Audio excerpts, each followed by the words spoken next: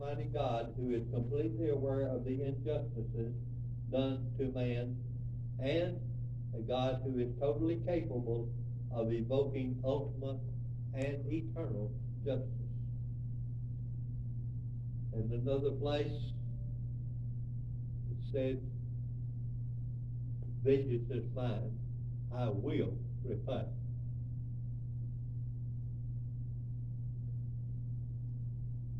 And whosoever shall compare you to go a mile, go with him too.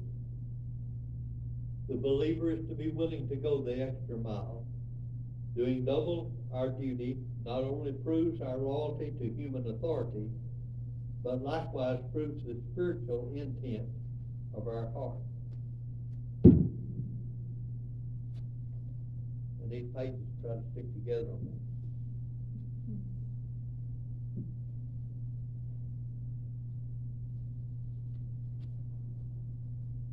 Give to him that asks, and from him that would borrow from you, turn not away. Jesus clearly taught that a loan should be looked upon as a potential gift. Even the beggar is to be ministered to through the provision of giving him to ask. This statement certainly forms the proper social application of the message of the gospel to the physical as well as the spiritual needs of man.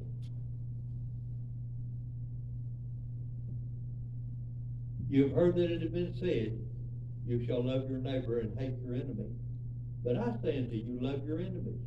Bless them that curse you. Do good to them that hate you. Pray for them that despitefully use you and persecute you. The law of love summarizes the ethical principle of the Sermon on the Mount. Love your neighbor summarizes the entire second table of the law.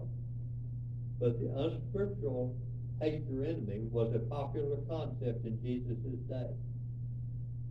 Love your enemies is one of the greatest statements that Jesus ever made. The love enjoined in this passage is love that originates from God himself. Loving an enemy involves doing good toward that enemy in order to win him over to Christ.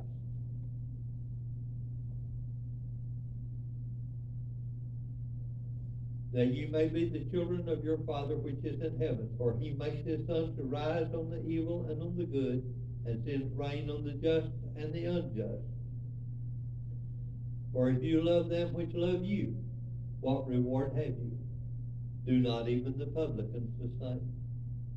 If you salute your brethren only, what do you more than others? Do not even the publicans the same? In summarizing the importance of love, Jesus reminded that love was a necessary proof of salvation.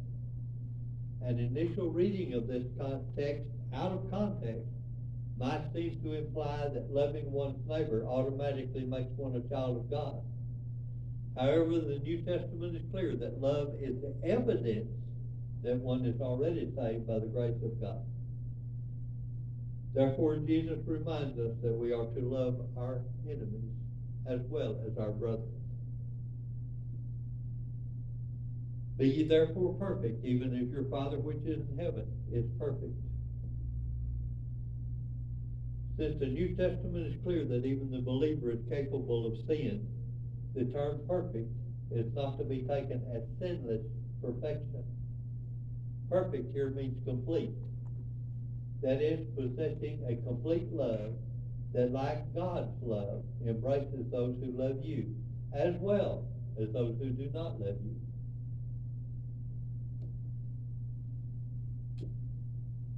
And I've used up my time, and I barely got through chapter 5.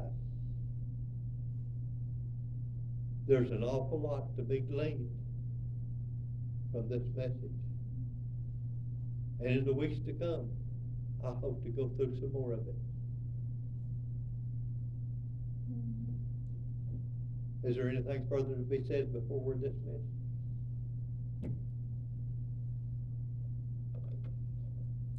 No church tonight. No church tonight. No church tonight?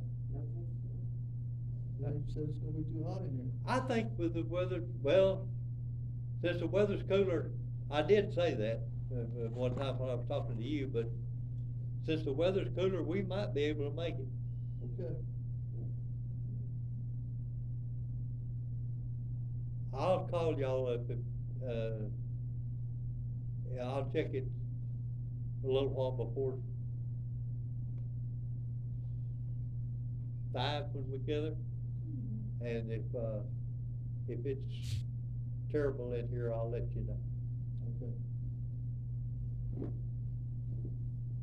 Delton, would you dismiss us with prayer?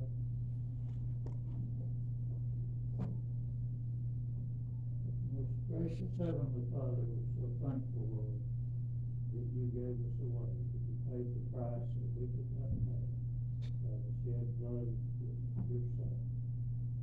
Father, it's a free gift. Help us to not die a fool's death, but to receive the free gift that you give to us. Help us to get that message out to others in whatever way that we can do it, Lord. Be obedient to you. In Jesus' name we thank you.